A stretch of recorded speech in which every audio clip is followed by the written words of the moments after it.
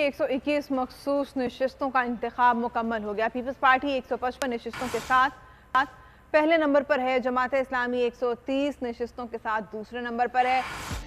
अस्सलाम वालेकुम दोस्तों, जमात इस्लामी और पीपल्स पार्टी में टकराव हुआ और उसके बाद इलेक्शन में जमात इस्लामी हार गई और पीपल्स पार्टी का जाला मुंतखब हो गया।